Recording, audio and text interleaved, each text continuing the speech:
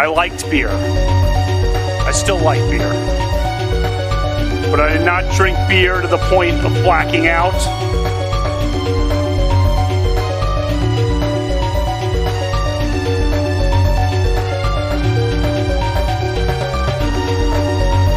It's not they don't want to help. They don't know quite what to do. Play the radio. Make sure the television, make sure you have the record player on at night, the phone. Make sure the kids hear word.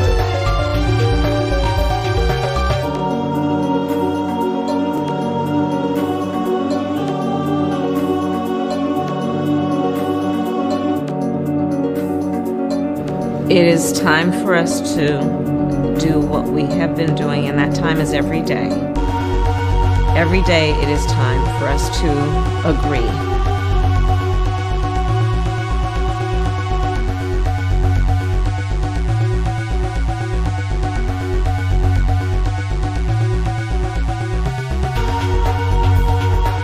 Across this country, we've seen this new phenomenon lately, chanted at sporting events and on signs.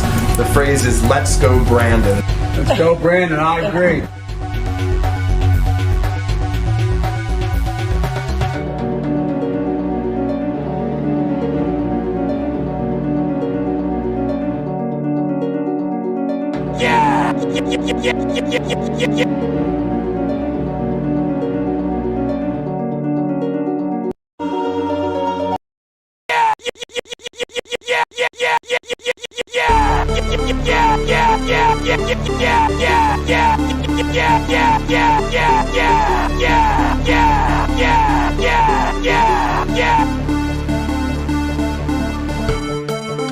And then they have cans of soup.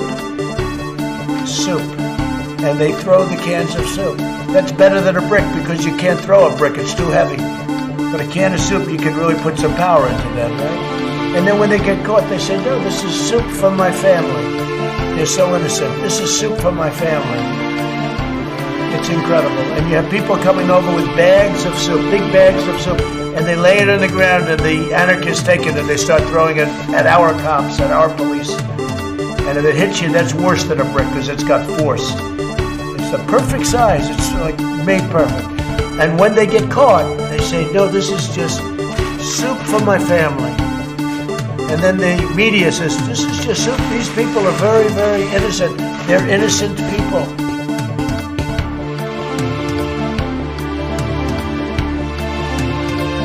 At the same time, the vaccine is one of the greatest achievements of mankind.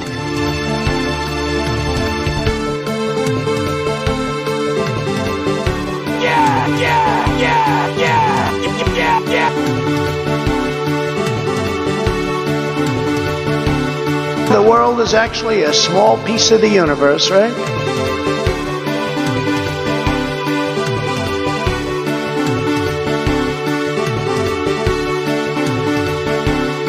Dub is the shit fuck, cringe tour, etc., etc.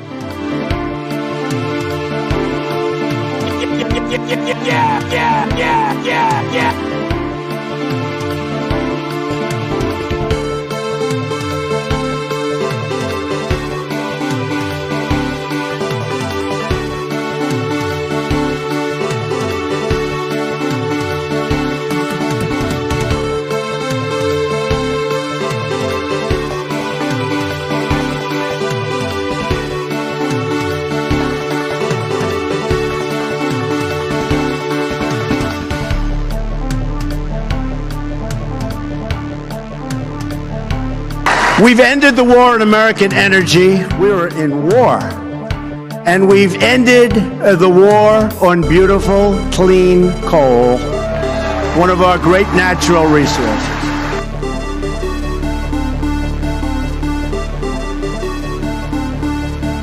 Good news is, for me, I'm here. The bad news for you is, I'm coming back.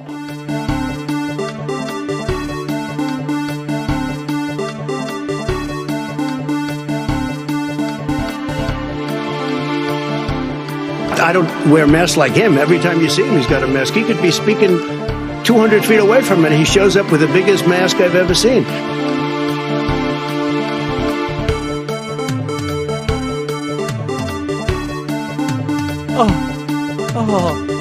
Oh, crystal ball, so stupid.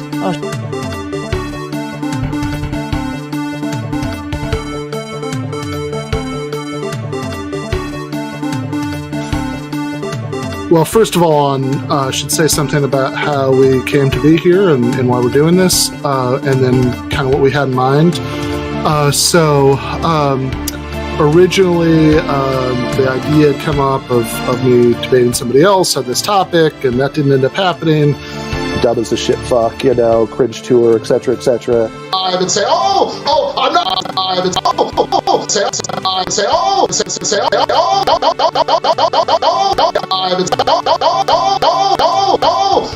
not a beta male. I'm not a beta male. I'm not a beta male. I'm not a beta male. Beta male. Beta male. Beta male. I'm not a beta male. You're a beta male. Beta.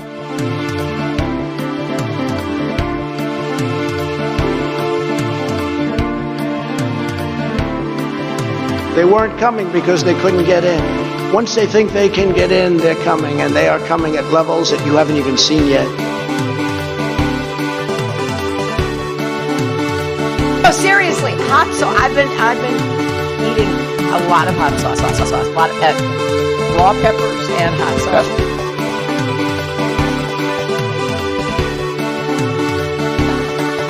Let's go, Brandon. I agree. It's like, Abel's your guy, eh, God? How about if I take him out in the field and beat him to death? How do you feel about that? Yeah! All my sacrifices went unrewarded. Hello, users, and welcome to another episodic installation of the hit programmatic experience. The show. Got a program here. I'm doing the show here. Welcome to the program. I'm your host. And I would like to announce that it is, in fact, according to a popular opinion, the weekend! That's right, everyone. We are here. We are once again hanging out here. And we're hanging out here on the weekend. Now, what is the weekend? I don't know. Apparently, there's weeks, and, every once in a while around the sun, people decide, you know what, it's the end of a week now, and weeks exist or something. I don't know. They made it up. But anyway, so we got the weekend, and we're pretty cool. We're hanging out here. We're just chilling here at Weekend Above It All Industry, Programmatic Industries, and sitting in my chair, which is new. It's a new chair, and there you go. So, I'm just doing a show here. I did no preparation for today's program, so there's no, there's really no anything. I mean, let's look at the news. Let's see what we got. Let's look at the news. What's on the headlines? What is on the headlines? Okay. Is Mila here?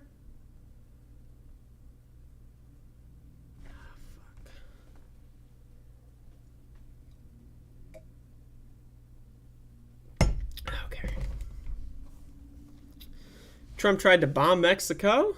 I mean, can you blame? No, I'm just joking. All right, so, let's check this out. Clarence Thomas says government institutions shouldn't be bullied following leak of draft opinion on abortion. Oh, the poor institutions that are getting bullied. Oh, God. Think of the institutions. Think of the institutions.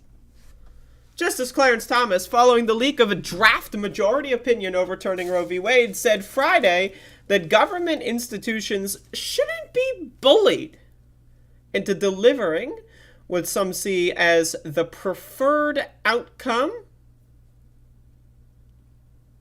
Now, I want to be very clear. This is CNN.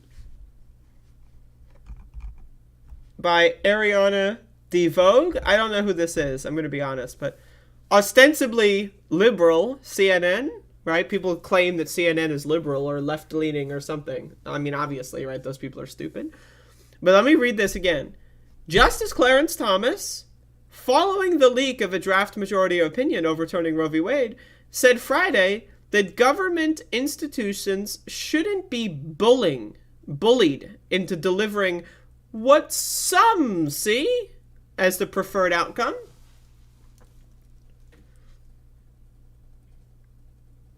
Okay, so abortion rights poll in this country, anywhere between 60% and I saw one poll at some point, it was like 85% of people support the right to choose, you know, depending on the language and depending on the time you ask these questions. And so this isn't like the idea that it's up for debate, right? That people's right to choose is like a debatable. We don't know what's more popular. That's like saying, like, again, like, you know, people like weekends, right? But the Supreme Court wants to overturn weekends. Some people see having weekends as a preferable outcome. And then you look at a poll and it's like, yeah, 97% of Americans support this. It's like, some see it as a preferred outcome. There's only some. Oh, it's 3/4 of the country? That's just some. You know, the word most would work. But, okay. The events of earlier this week is one symptom of that, Thomas said. He added that you cannot have a free society without stable institutions. What is that? Like, what does that even mean? Stable institution? Like, what does that even mean? Like, if you ask him, you press him on this, what does that mean? We need stable institutions for a free society. Okay, so what is free? Do you think we're free in this country? You think we're free? The guy in the Snuggie with a wife named Guinea said that we're fucking free. So I guess we're free now, right? So we have to respect these institutions to be free? Like, I just like, huh? Maybe throw some liberty in there? Like, I don't know. What the fuck does that mean? What the fuck does that mean? We use stare decisis as a mantra when we don't want to think, Thomas said Friday. But he noted that unlike lower courts, the Supreme Court is the end of the line. If the justices don't take a look at it, who does? Like this idea, like Clarence Thomas, husband of Guinea Thomas, right, is under the presumption that he is like some like godlike being. Like, dude, we made your job up. Like, it was made up. People made it up. It's not real. Like, the guy walking around in a Snuggie is acting like he's like fucking Zeus or something. Like, this motherfucker's coming down from the heavens and like fucking got lightning bolts and shit. Like, you're not a god. You're not like a fucking like the ultimate class. You're wandering around in a bed sheet, like, that's dragging along the floor. Like, you know, you look like a fucking fool, right? Your wife literally tried to destroy the government. And that's what's funny about this.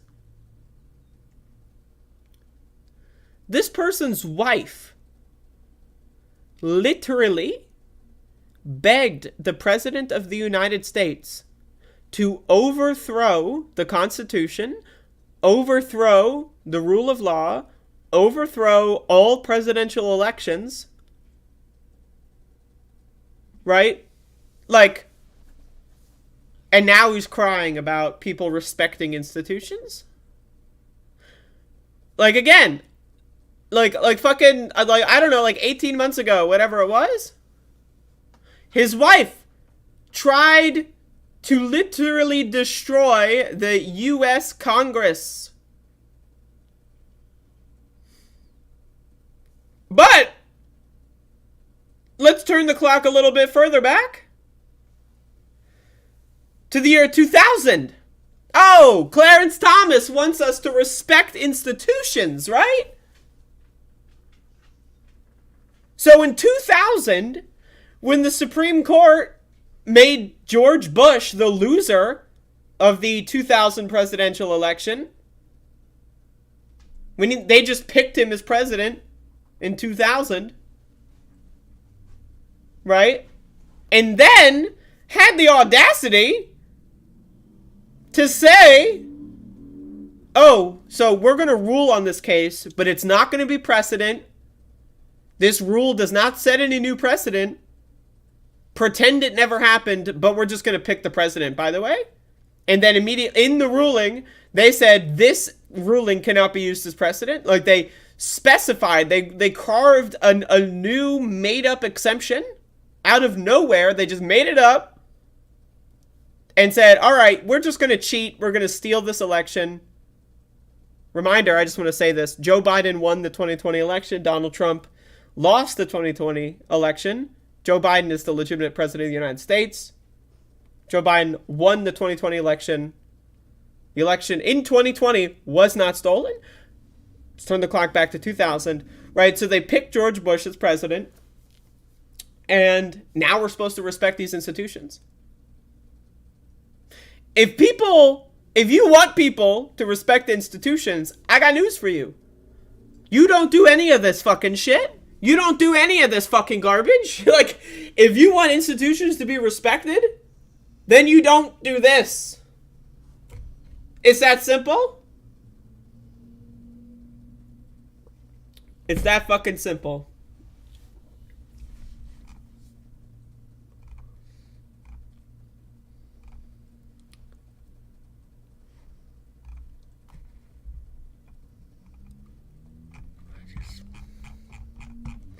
So cringy. It really is just so cringy. Once again, I would like to remind everyone, Joe Biden is the winner of the 2020 election. Donald Trump is the loser. Anyway, so that's the news. How's everyone doing today? Today's the day that exists. People are crying that Chris Small should take his hat off in the Senate to show respect. Did I ever tell y'all the story when I was going to court for that bullshit last year? Well, it's not really a story, but like I got yelled at by these fucking like I shit you not, there was a sheriff's deputy, like a bailiff of some kind, at the like courtroom entrance. And whenever I'm walking around outside, I usually wear a hat. I don't like the sun in my eyes. So I walk in and I have my hat on, and this old geezer who I'm not even joking. I know sometimes I would be hyperbolic, right? Like sometimes I would exaggerate, but I am not joking. Like this sheriff's deputy or bailiff was at least 80 years old. And again, I'm not saying that in like a joke. This is not part of the joke. Like I'm not even like he was like sitting in a chair, right? He looked older than my grandpa, right? And I know what my grandpa looked like, what his age was. I'm not even lying. Like this bailiff or whatever was like 80 years old. And I'm not again, I want to be very clear that this is not the bailiff was not like 53 and I'm like exact, I shit you not, he was 80. So this guy like snaps at me and starts yelling at me, "You take your hat off when you walk into the courtroom and show respect." And I'm like first of all, I'm blown away. Like I'm just like, oh, okay.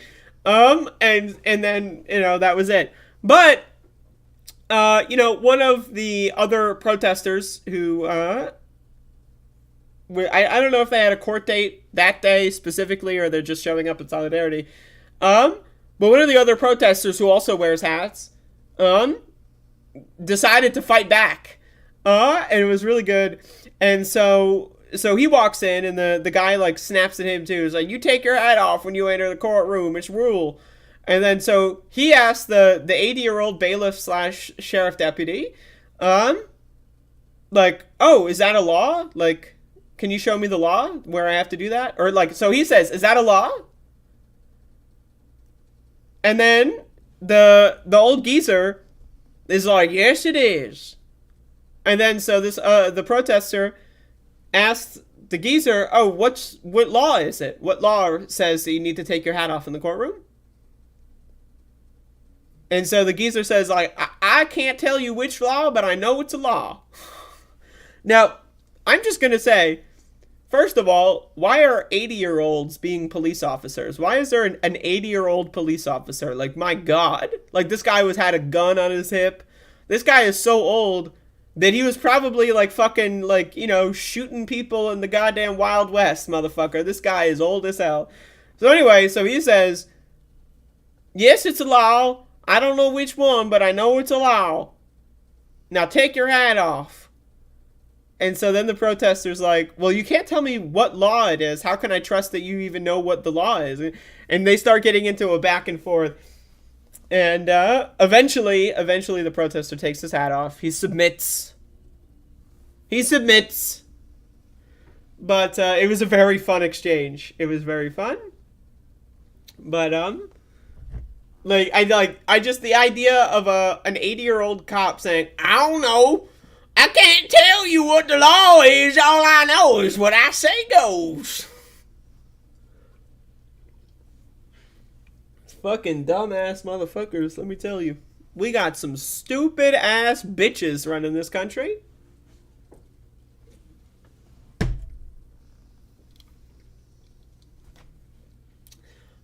Cloud, I want to be very clear. This geezer looked like a tier above and older than Bernie Sanders. Like think about Jimmy Carter. Like, this guy looked closer to Jimmy Carter than Bernie Sanders. Like, is a way to explain that. Like, look up Jimmy Carter, like, 2022. Whatever photo of that, compare it to him. And again, I'm not saying that is not part of the joke. Like, the joke is that our government hires, like, 80-year-old fucking cops and just lets them hang around in courtrooms telling, like, well, we need someone to yell at people about hats, so let's just make the 80-year-old be the hat guy. Like, he just sits at the door, yells to people, yo, take your hat off, yo, respect the goddamn court. It's like, bitch, motherfucker, like, you will never convince me to respect this courtroom, let me tell you. And so, one time, so usually, right, when I exit a room, I'm just riffing at this point, but when I exit a room, when I put, I usually put my hat on as I get up out of a chair, right? So, I remember the first time I left the courtroom, just out of habit, right? I put my hat on, and then the old geezer is like, you no hats in the courtroom! So I'm thinking, well, first of all, my hat's already on, but my hand is, like, still on the hat, right? It's still on, like, the bill, or whatever the fuck it's called, right? So what I do is I hold the hat above my head, right? So my hat isn't on my head. It is, like, held, like this, right? Like, it's just holding like that. And so I walk out of the courtroom really slowly, and the old geezer is staring at me, but says nothing, staring at me, as I'm going like this, doesn't say anything. And then as soon as I'm like, and I don't wait until I leave the courtroom. I wait until, like, I'm 2 steps away from the courtroom, and then I put it back on. And boy, that guy scowled at me. He was very upset. But, it was very fun. Anyway, hats are dumb. Well, hats are not dumb, but rules based around hats, it's a fucking hat. You have, take your glasses off when you're in the courtroom. Take a necklace off when you're in the courtroom. Take your watch off when you're in the courtroom. What the fuck? Why is there a rule about hats? Okay, so go fuck yourself with that shit. Like, that shit's just fucking stupid. Okay, I'm sorry. It's just dumb. Very, very dumb. So anyway, that's my story about hats. By the way, if you can't tell, I am consuming alcohol on today's show.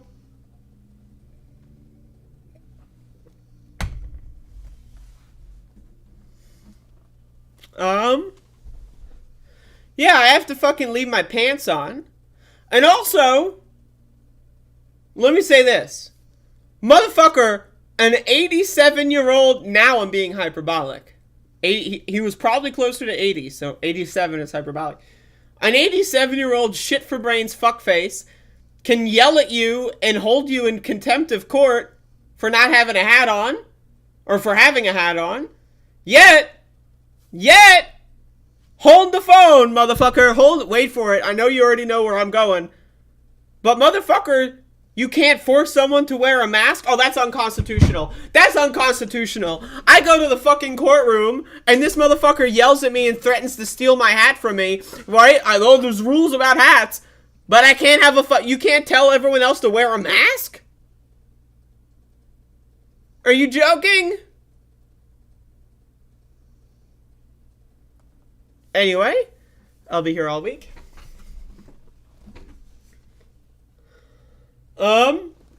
So that's my hat story.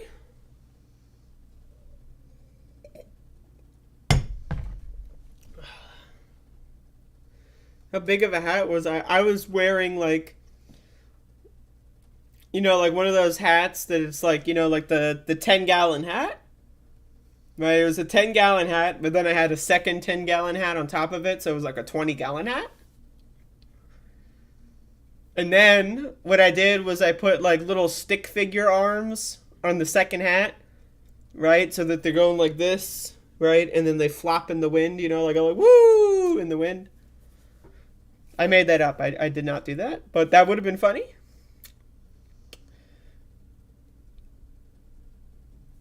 What's the red drink? This is bottom shelf vodka combined with bottom shelf soda pop, aka Diet Faygo.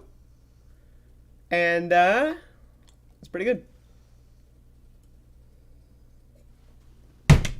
Alright. Fucking like Mila's like typing in like code now. Like this is the new arc. Like Mila discovered HTML and is now like using that in her like typeset. Not trying to, you know, just completely destroy Mila here. But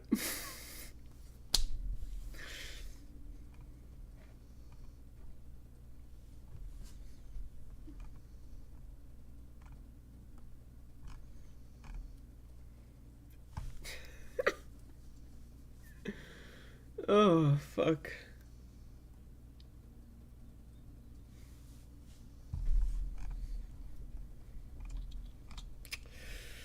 I'm looking at the news. Dear child. Dear child. God damn it, Milo. Why do you do this to me? Why do you do this to me? Well, I just noticed you just started.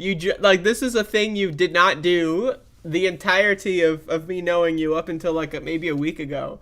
Or maybe I've just missed it every other time. I don't know. That's possible.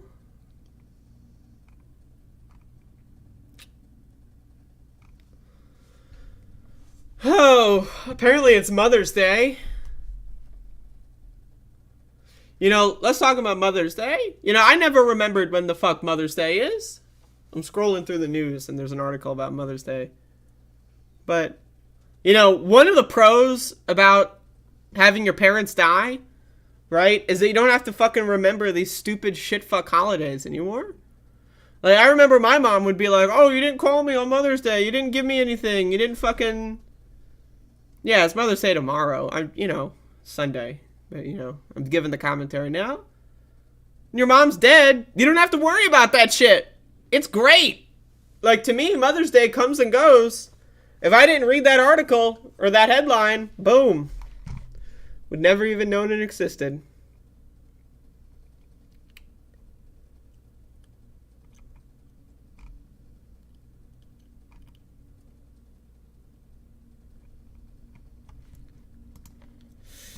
Man, the news. Like, what are we doing here?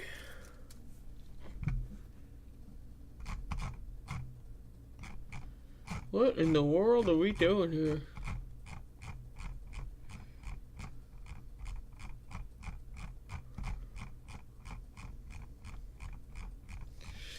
I saw like a videographic clip. Someone even say a clipographic video? A videographic experience that I thought was really funny. I think this is the one. Yeah, this is the one, I think.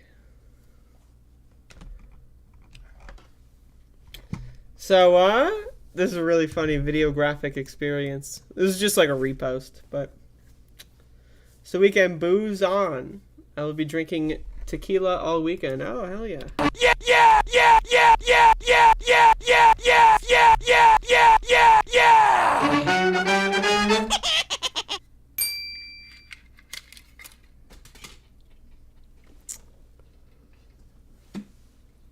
What's Max getting me? Max got me a fucking...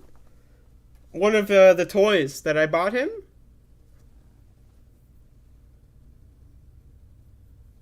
Like, you know, he was playing with one of those, like, toys.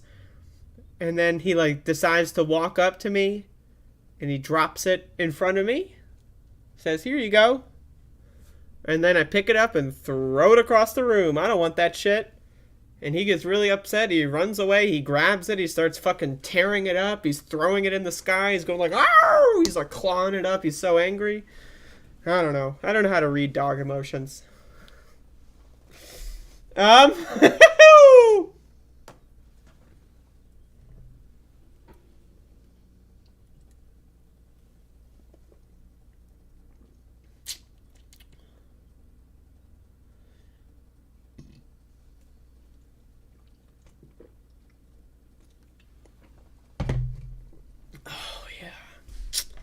Love seltzer. All right.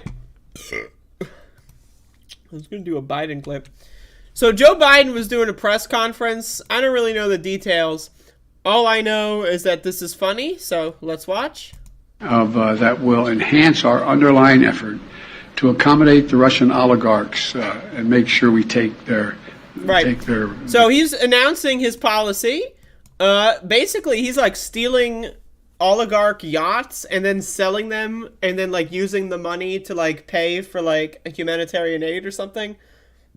I'm not gonna lie, that's awesome. Like, that's really cool. Like, that's the shit we need to be doing, but with all of the oligarchs. Like, I just want to say, policy wise, this shit's is like a 10 out of 10. Steal the yachts, sell them on eBay, and fucking give all the money to fucking poor people. Whoa! Like, is this the communist Joe Biden I was here? Oh, wait, they're Russian oligarchs. Oh. Right? Now, imagine, though, if it were all the oligarchs. Like, imagine Elon Musk has his fucking Tesla seized from them. And then they fucking, like, you know, homeless people start, like, driving Teslas around because they're just distributed equally. Anyway, let's watch this clip because he kind of melts down here. I mean, the video is kind of compressed, but don't worry about that. That will enhance our underlying effort to accommodate the Russian oligarchs and make sure we take their ill-begotten gains. We're going to accommodate them.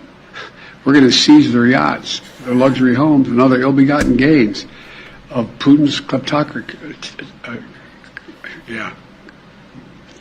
Kleptocracy and the guys who are the kleptocracies. But these are bad guys. I can't.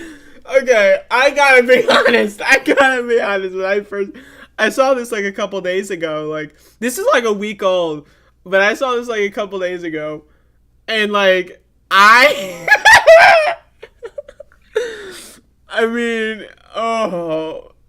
it's so funny. I mean, it's so like there's no way this is real. Like, this is a deep fake, bro. Like, there's no way this is real. Okay. So, one, you can tell that, like, ill-begotten gains was, like, written by his, like, speechwriter, right? And that's just, like, what is in his brain, right?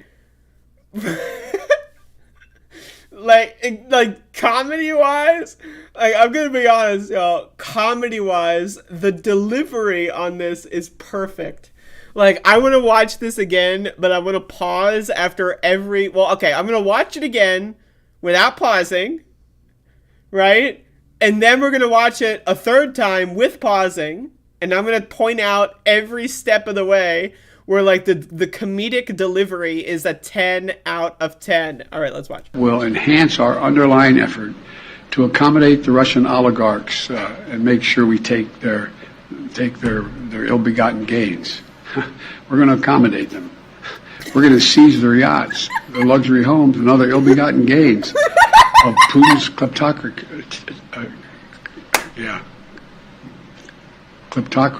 and the guys who are the kleptocracies. But these are bad guys that will enhance our underlying effort to accommodate.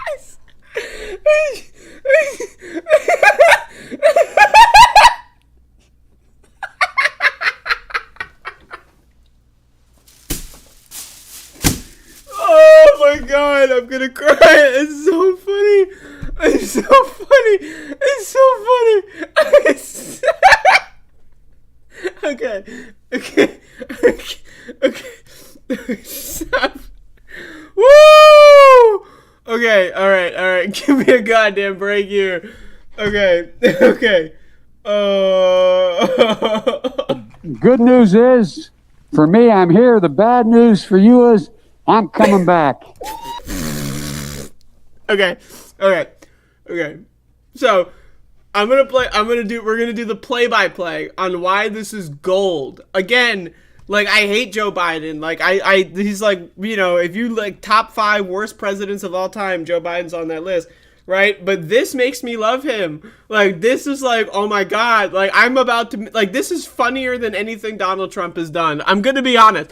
Like, I'm here to say this. I'm here to be honest with you. Donald Trump was the funniest president ever in all of U.S. history. Maybe tied for number 1, right? The motherfucker that got stuck in the bathtub.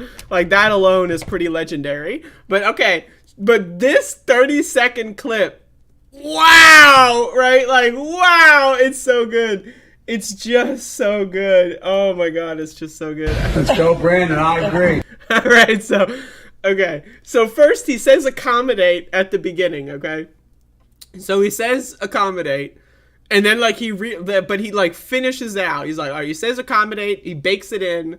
He finishes that line on the teleprompter, right? And then he's like, oh fuck, well I fucked up. Let me point out that I fucked up. All right, let's go. That will enhance our underlying effort to accommodate the Russian oligarchs and make sure we take their ill-begotten gains. We're going to accommodate them. We're going to... Okay. So he notices he fucked up. And this is why Biden is funny. Okay, I'm going to tell you this. I got a Trump clip that's really funny too, actually, from his rally. Like I don't know when it was, but I saw it on Twitter this morning. But this is why Biden is funnier than Donald Trump. Okay, I'm telling you right now, Biden's funnier than Donald Trump, okay? This is it, full stop. We're in a new era, everyone. Okay, so again, ill-begotten gains. You can tell that was just in the speech and that he just memorized that phrase. It's a good phrase, I like it. But okay, so he points out that he messes up, and then he's like, we're gonna seize. Like, okay. This motherfucker's like, we're gonna seize their yachts. Like, he's like, whoa. And I'm like, damn, yeah, you're gonna seize their fucking yachts. That's awesome. And then it's, okay. We're gonna accommodate them. We're gonna seize their yachts, their luxury homes, and other ill-begotten gains of Putin's kleptocracy. Okay. Again. There's 3. This is a trilogy, folks. We are... Okay. This is a trilogy. Each, like, grouping of 10 seconds of video and auditory, like, experience entering your brain and atmosphere and everything going on in there, right? Each one tells its own story, right? Oh, my God, fuck. Okay, so each one... So the first 10 seconds, it's the setup, right? We're just setting it up. Everything's fine.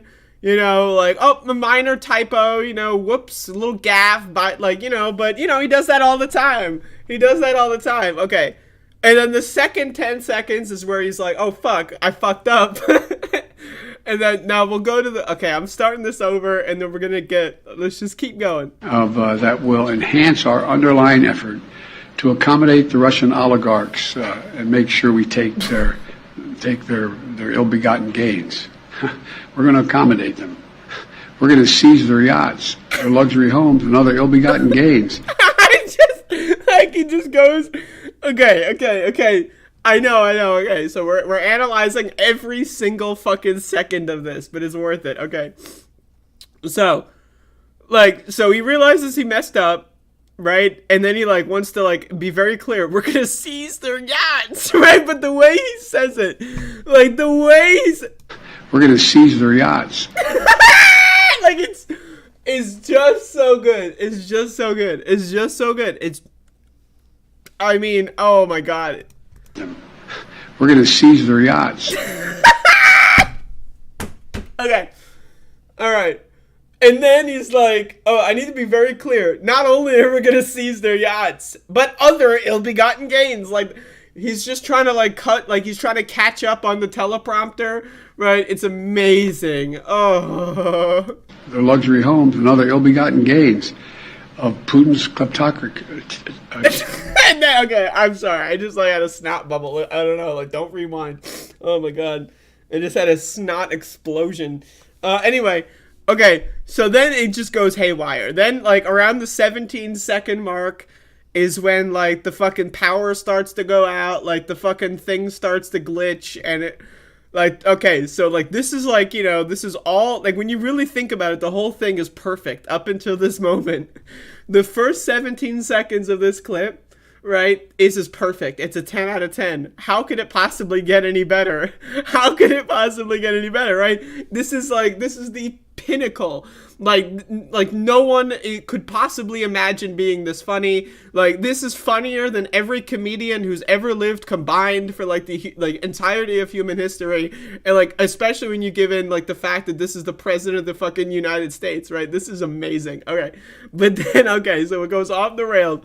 So, okay. Now again, I just want to say the genius of, we're going to seize their yachts. And other ill-begotten gains, right? He could have stopped it there. Right, he could have stopped it there and it would probably been fine. But he decides, you know what? I'm going to go for it. He decides to go for it.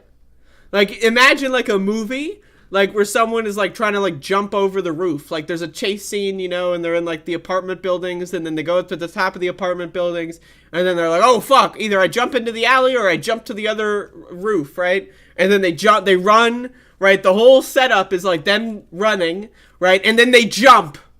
And it's in slow motion, right? And they're in midair. Whoa! Am I gonna make it? And then we got gains of Putin's kleptocracy. Kleptocracy and the guys who are the kleptocracies. But these are bad guys.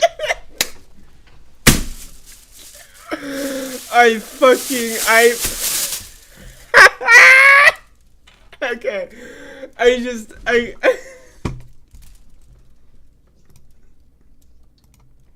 Let's go, Brandon. I agree. Wow. The ending, this is, so he realizes it's all over, right? He realizes it is all over, right? So imagine we're in the movie scene, we're roof jumping. Whoa! Right? It's all over. Right, he misses it, and then he's like, can I grab the roof and then climb up, right? And then out from, the sun is beating right in your eyes, visualize this, right? And then a silhouette figure, right? You can't see because the sun is, blinding you, and you know how your vision hasn't adjusted yet. You're in an action-packed setting. You can't focus. A silhouetted figure, arrives from the rooftop, sticks their hand down, right? From the heavens, right? And then you grab on and they pull you up. And that is this part. That is this part. But these are bad guys.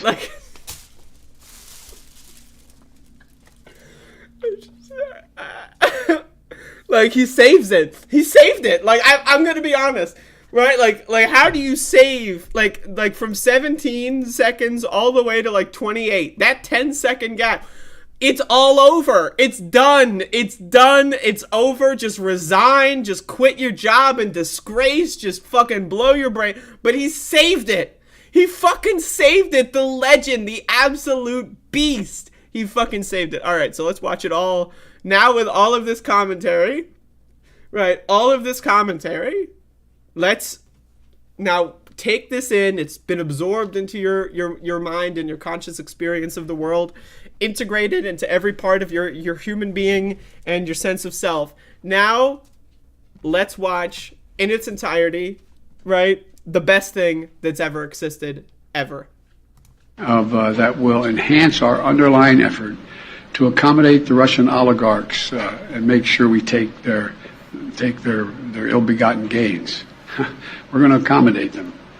We're going to seize their yachts, their luxury homes, and other ill-begotten gains of Putin's kleptocracy.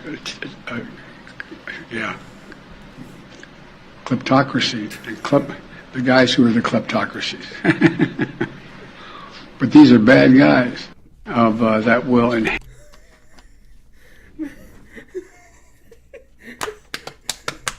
Copy! Maxie, get up here! Get up here! Get up here! Get up here! Come on! Come on! Come on! What are you doing? What is this dog doing? Come on, Max! Come on! Oh, there you go. My God! Legendary. I mean, this shit is legendary. Even Max is like impressed.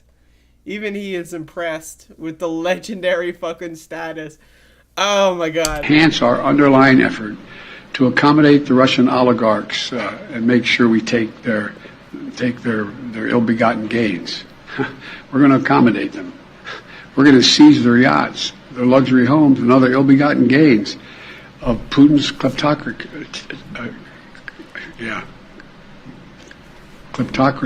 And the guys who are the kleptocracies. But these are bad guys. Oh, it's perfect. I mean, it's perfect. I can die now. Like, my life is over, right? I've experienced the ultimate form of happiness. This is it. This is it. This is the apex of human civilization. Let's launch the nukes, turn it off, and start over. This is... We have finished it. We have finished the job of humanity. Humankind, whatever mission we have, propagate the species, peace on Earth, whatever, right? Space exploration, my God, can you imagine? This is what we've been building. This is it. There's nothing more that we would ever possibly need. Right? I love this part where he just like looks at whoever's, like he looks at all of his staffers, right? Whoever's like manning the teleprompter. Right? He's looking at the teleprompter and he gives up. He looks at them, they look at him, they're like like imagine, right, he's looking like there's the teleprompter in front of you, right? And like you're looking off, like your chief of staff is right next to that, your speechwriter's right next to there, press secretary right next to them. Right? Like, maybe Kamala's in the room. Who knows? Like, Jill Biden's somewhere. I don't know where Jill Biden is, right? Like, I don't know. But anyway, and they all look at you, and they're like, like, there's no way out of this. You're fucked, Joe. Like, they look at you. They're all like, they don't know what the fuck's going on. And then, the ultimate banger. But these are bad guys. And he saved it. He saved it. God, that's great. That's great. That is one of the best things I have ever seen in my entire life. I'm going to be honest. That is one of the best things I have ever seen in my entire life. That is a 10 out of 10.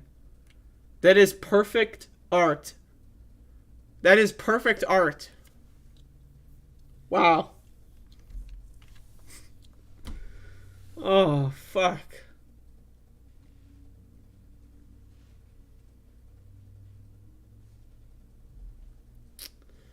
Wow.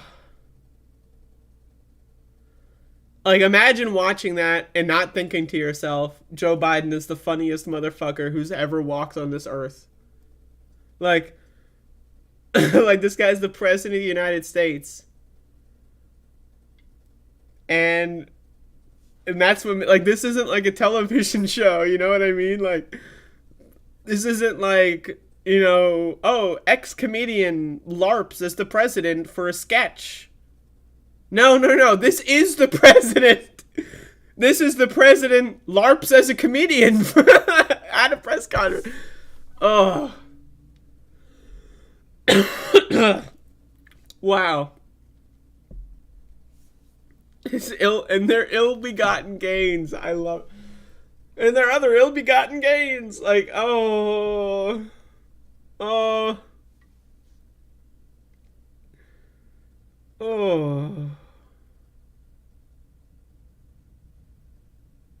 Anyway, so that's the show. That's pretty much it. That's all I got. Except, I got one more. So, y'all, this might be another long, like, I don't know. This might take a while. There's a lot to say. Right? There's a lot to say.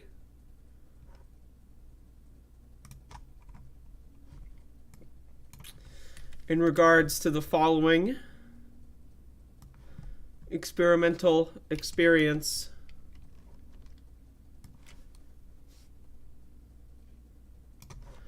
But, you know, just give me a fucking second here. Man, I needed to queue up more fucking drugs for this. Fuck. I'm all out of drugs. Alright.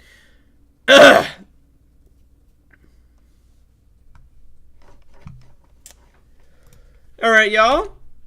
So, I've been doing these movie review segments on my show for a while.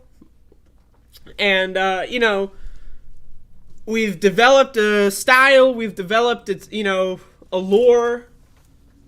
And I want to say, I'm throwing it all out the window. I'm going to be honest with y'all. So last week, I think it was last week. I don't remember. My concept of time, my perception of time, thrown out the window. It's thrown out. I think it was last week. I watched 2001: A Space Odyssey. I think that was last week, like last Friday, I think. But I don't know. That could have been 6 years ago, for all I know. I have no idea. I don't know what time even is. So anyway, so I did a very long review of 2001: A Space Odyssey. And that's a perfect movie. But when I reviewed that movie, people really suggested that I watch more Stanley Kubrick movies while doing shrooms. And, I mean, I was already there. Like, when I watched 2001, I was already feeling that.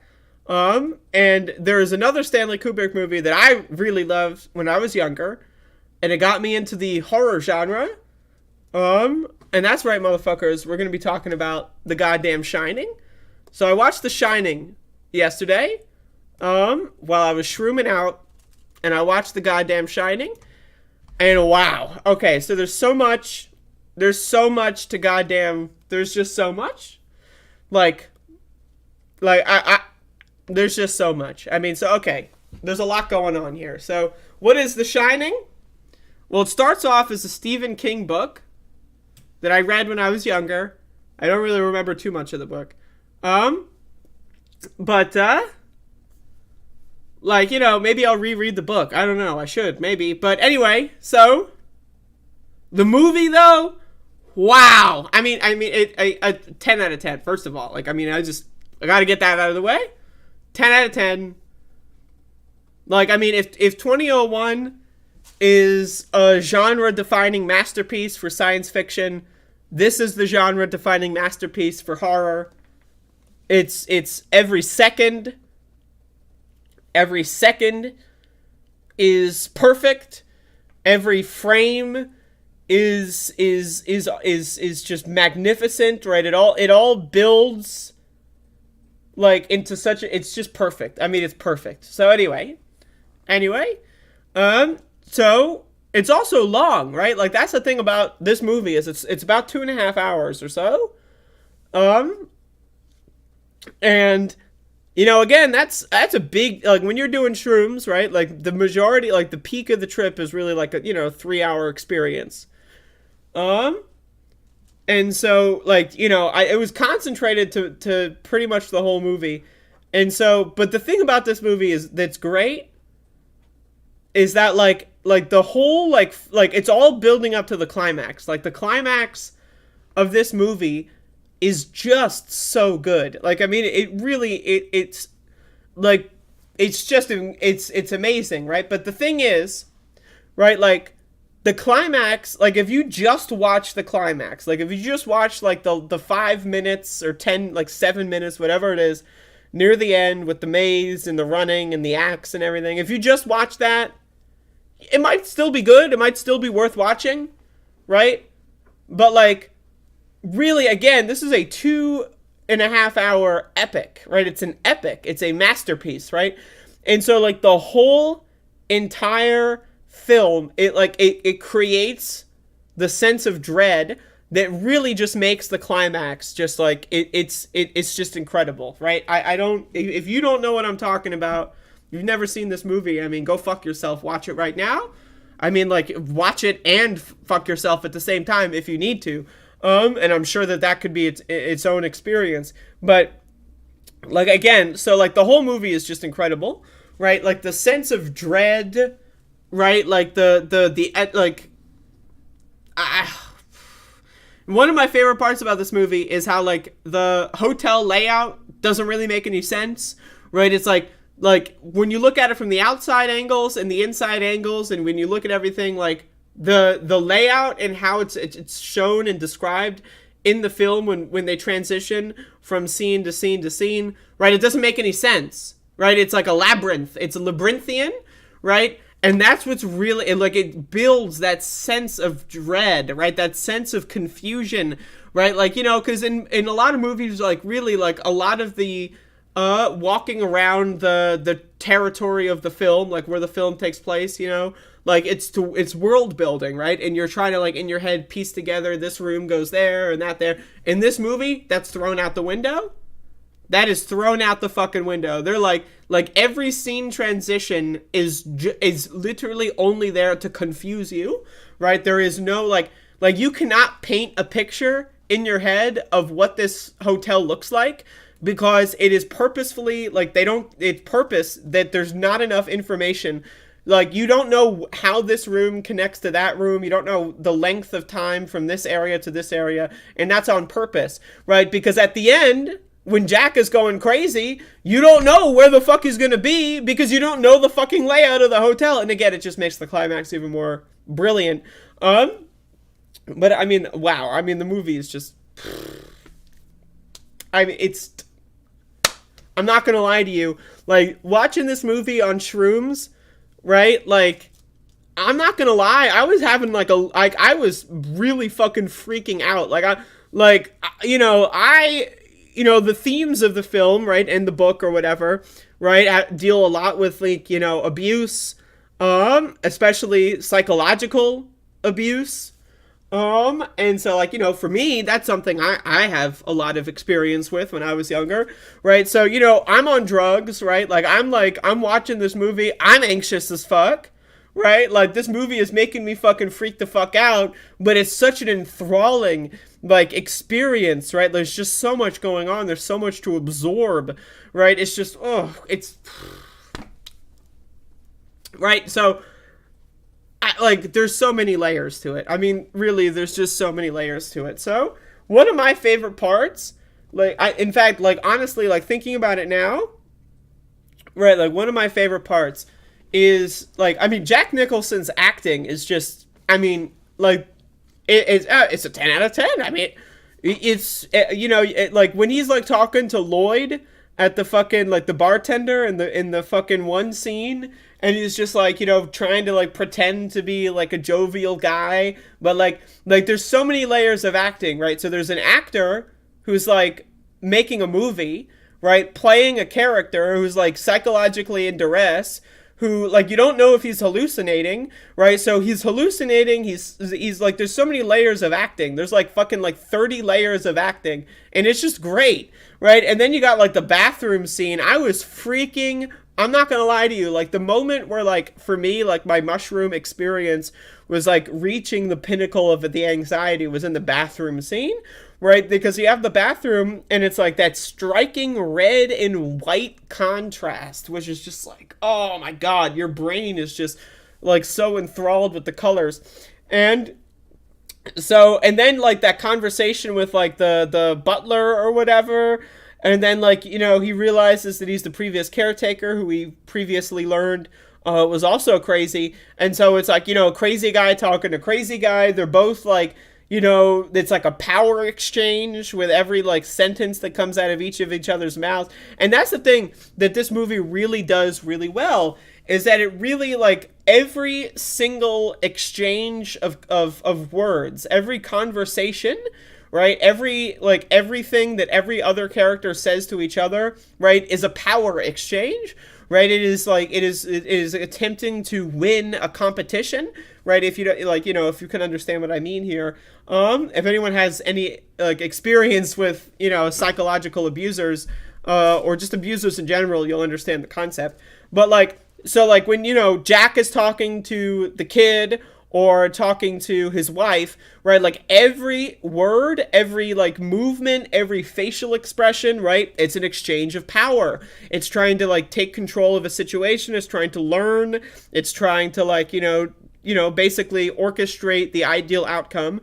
And, you know, and one of the other layers of the movie as well is the kid, Danny, right? The kid has, you know, his little buddy, Tony or whatever.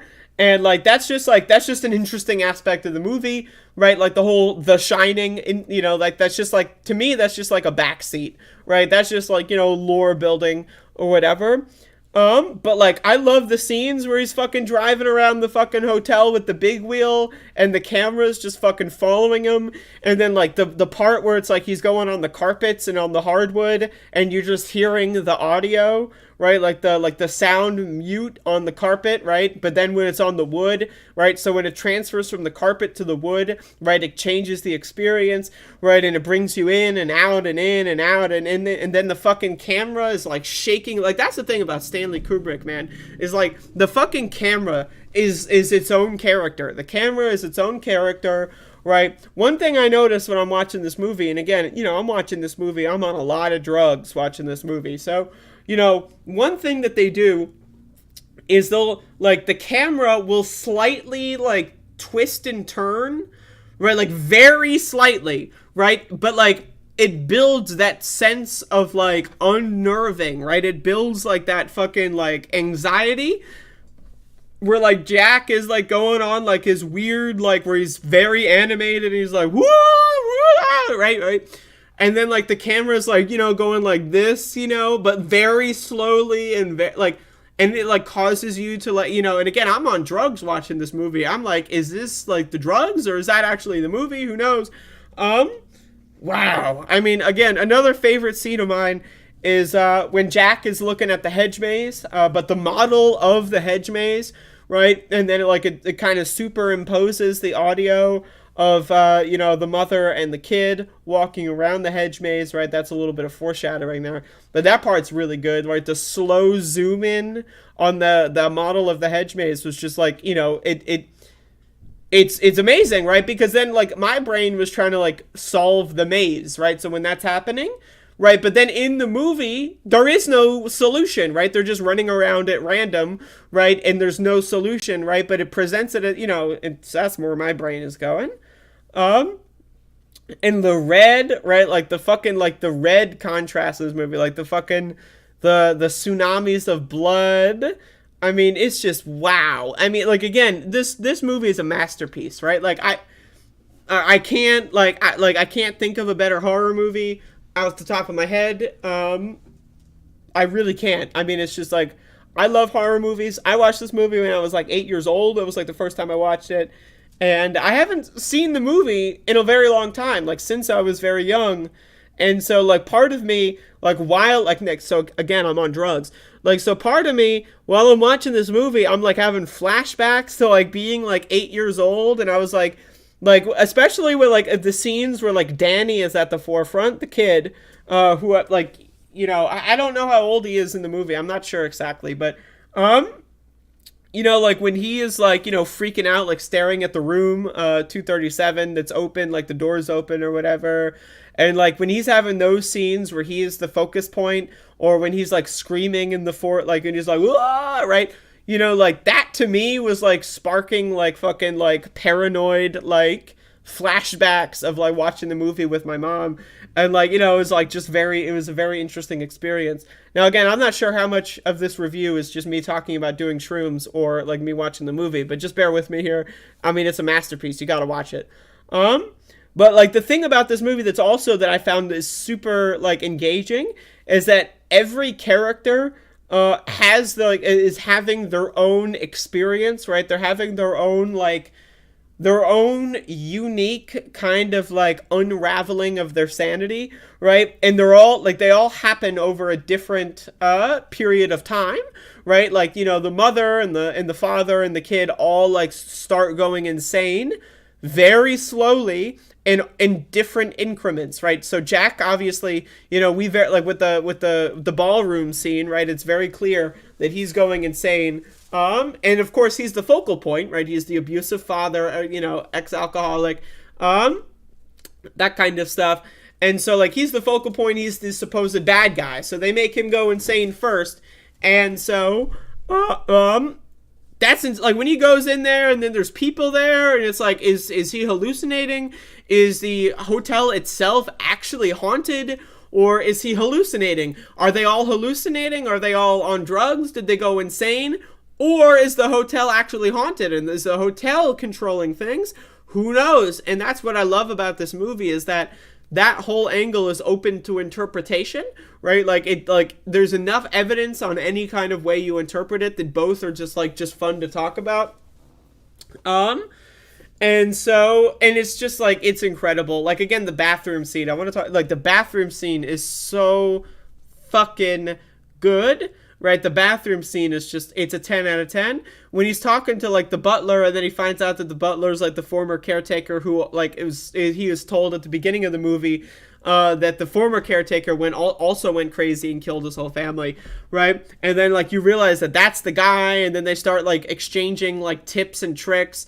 It's just insane. And then, of course, like, the fucking, one of my favorite parts is as well when the mother checks the typewriter, like, what was Jack? Like, what is, like, because, like, the whole point is that Jack is looking over the hotel, right, during the winter, and he's taking advantage of that opportunity to write a book of some kind, right? And, like, they show him, like, writing, but they never actually show what he is writing, right? And then when the mother goes to look at what he's writing, he's not in the room. He's, like, hallucinating in the bathroom and talking to dead people or whatever, right, at that time. And so, right, and then, like, she sees that he is, like, you know, of course, like, the really good line. But, like, every page is, like, written in, like, a different format. And I was, like, each format was different. Like, one's written like a book. One's got, like, pyramids and triangles, like, of the words. And how, like, then, like, you know, they fuck around with a typewriter and they, like, write lines on other lines. And it kind of has this, like, weird, like, it's just incredible. I mean, everything is just, so then, like, you know, she finds out that Jack was crazy the whole fucking time, right? He was fucking Looney Tunes the whole time, right? And that's the thing is, right, like, there's no, like, the way that this movie kind of, like, builds the psychosis over the course of the whole thing, right, is just so well done, because it's, like, there's really no point, like, it's not, like, there's no moment where it's, like, that's the moment where they went insane. That's the moment where they lost their marbles. That's the moment. Like, you want to, like, say, you want to pinpoint it to, like, oh, the moment Jack walks into the bar room or whatever and then, like, starts drinking. like, and hallucinating that there's people there. Maybe that's the moment when he takes his first drink at the bar. Is that the moment where he goes crazy? But then no, when you find out that he's been actually crazy typing the whole time, right? Like, again, it's just like, have they been crazy the whole time? Did this event even happen? Is it all just a hallucination of some kind? Like a near-death experience hallucination, right? Like, who knows? Well, like, it's incredible. And then again, like the horror aspects. So let's talk about the climax a little bit. Right? So, of course, like, the kid, Danny, makes friends with the chef or whatever. I think his name is Dick. And then, like, they use the shining ability or whatever to, like, oh, I got to go back to the hotel and find out what's going on, right? So, the thing I love is that, like, throughout the movie is, like, a Dick trying to get back to the hotel. And, like, he has he's in a side quest. He's, like, calling the ranger. He flies in. He's trying to get, like, a snowplow, right? And then he gets there and Jack kills him immediately. It's brilliant. You're thinking, oh, is he going to get back there and help out the kid and the wife? Is he going to get back there and do something? No. He gets killed immediately. Like, he walks in the lobby, he walks in another door and gets fucking stabbed, slashed in the fucking chest. And that moment is just insane. Like, again, like, it's the subversion, right? Because it's like, it's built, like, that's part of the build-up, right? Is that there's another person, another character, another player, another actor that's going to enter this hellhole, right? This scene that's unfolding, right? And he literally does not get any opportunity whatsoever to make any change. He dies immediately. And that's what's incredible, right? And so it's 10 out of 10. I mean, it's 11 out of 10. I mean, it's 12 out of, it's 67,497 3.7. It's 24 out of 10. Like, again, it's just incredible, right? And then the maze scene, right? The maze where, like, Jack is chasing Danny through the fucking maze. It's great. It's phenomenal, right? And when Danny hides and, like, tries to backtrack his steps in the snow. And then, of course, the scene with the axe on the door, right? And then, of course, here's Johnny. It's just great. I mean, every single second that passes by is just a lifetime of experience that's unfolding.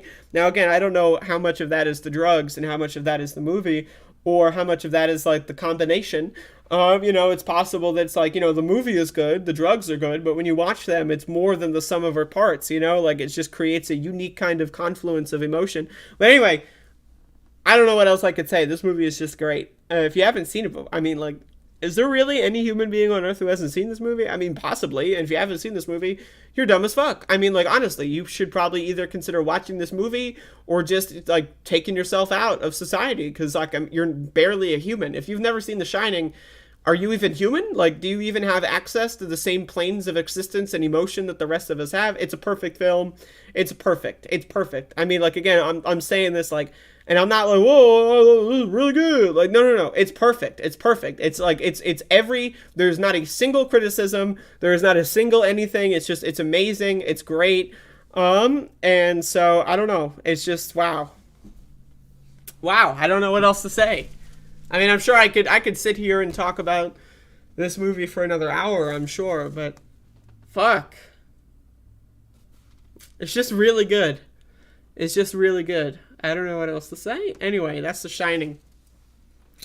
Again, I just, Jack Nicholson's face acting is just like, it's 10 out of 10, right? Because like I was blown away by, like, all the wrinkles in his forehead, right? Like, how his eyebrows, like, move, like, the wrinkles in his forehead. Like, how the fuck does a human being, like, actually, like, move the wrinkles in their forehead in a way that, like, they control? Like, this motherfucker was drawing lines with his forehead. Like, what the fuck? I don't know how it's, wow. Am I right, people? Like, wow.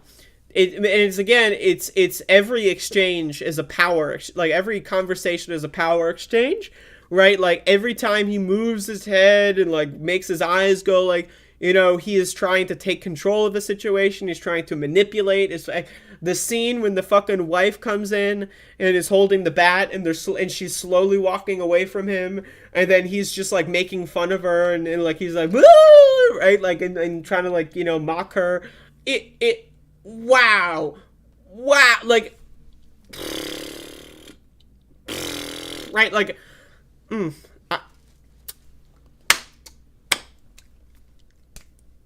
it's too good. It's too good. I don't know. There's nothing else to say. That's The Shining. One of the best movies ever made. Definitely one of the best horror movies. If you haven't seen it, you're a dumbass. And there you go.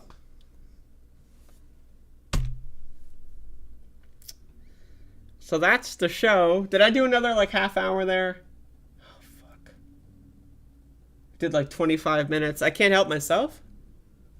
Can't fucking help myself. Can't fucking help myself. Anyway, so that's the show. Oh, that's what's going on. I'm going to turn the stream off. And I'm going to consume more alcohol, probably. I'm on like a bender right now. But that's a whole different story. I'm going to take a shower.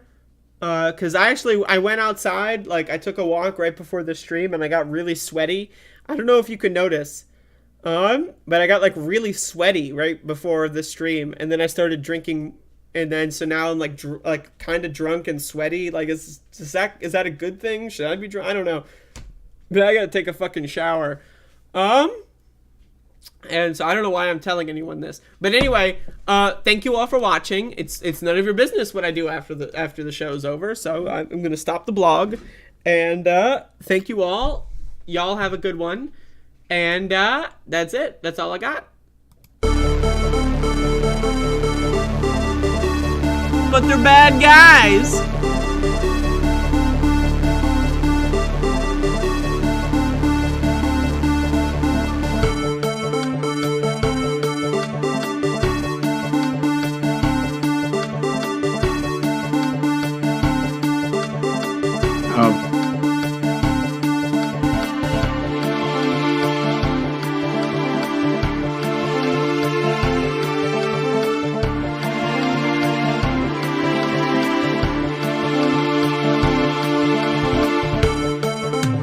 That will enhance our underlying effort to accommodate the Russian oligarchs and make sure we take their ill-begotten gains. We're going to accommodate them. We're going to seize their yachts, their luxury homes, and other ill-begotten gains of Putin's kleptocracy. Kleptocracy and the guys who are the kleptocracies. But these are bad guys. But these are bad guys.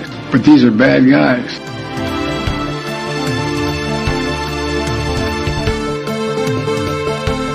Let's go, Brandon. I agree.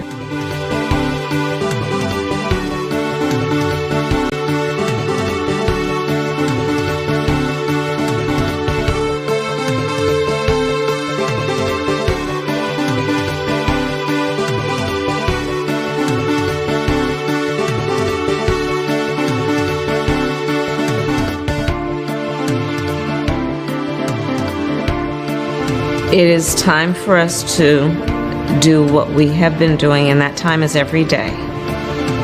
Every day it is time for us to agree.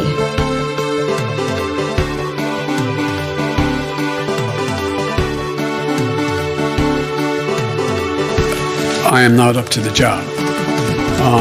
And I mean that sincerely. It's not like, whoa.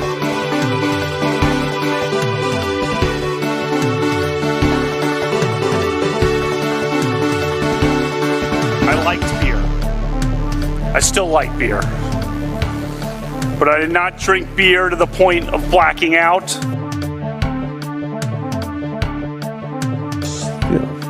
I eat extra sharp. That's what I eat.